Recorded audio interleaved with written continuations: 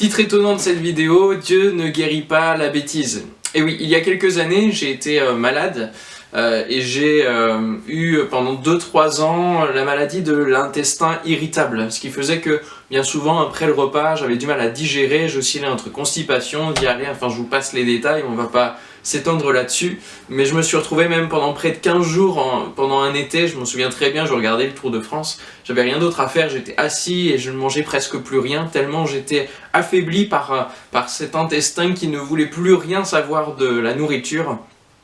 Et je me suis dit que bon bah voilà, c'était un petit peu le fardeau que j'allais devoir porter sur cette terre.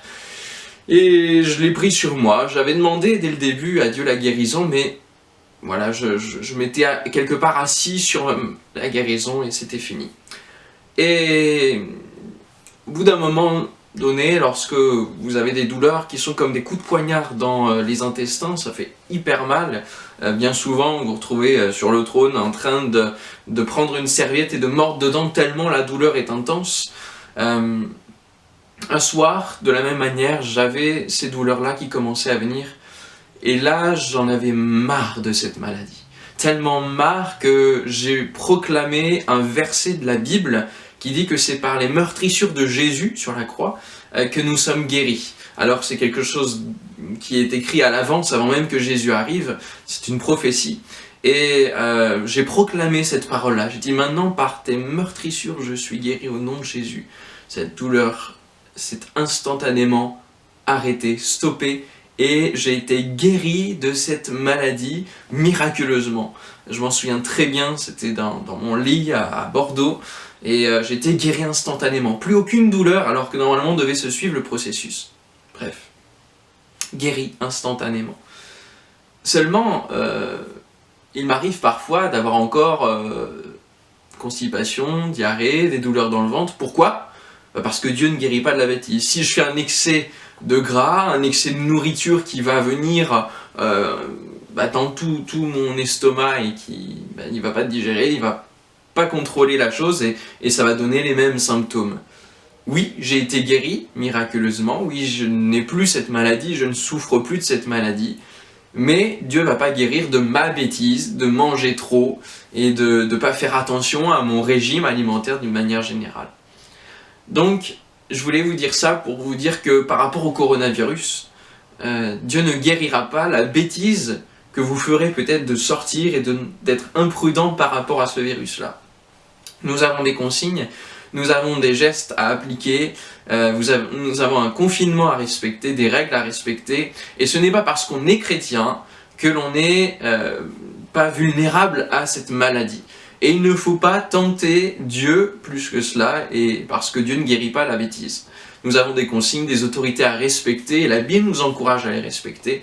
Donc faisons-le tout simplement, et ne nous disons pas que parce que nous proclamons le sang de Jésus sur nos vies, parce que nous proclamons les psaumes sur notre vie, il ne nous arrivera rien. Dieu est au contrôle, et si ce virus existe, c'est parce qu'il a aussi permis qu'il existe, et qu'il y a un but derrière tout cela.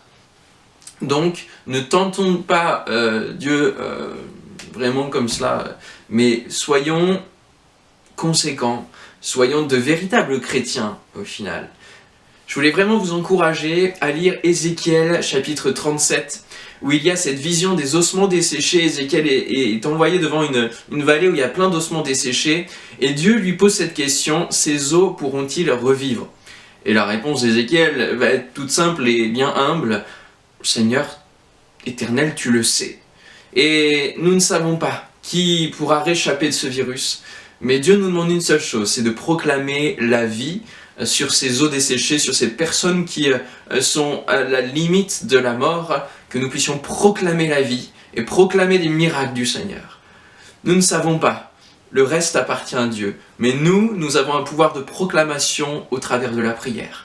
C'est ce que j'ai vécu en étant guéri, c'est ce que d'autres peuvent vivre en étant aussi guéris et relevés par notre Dieu.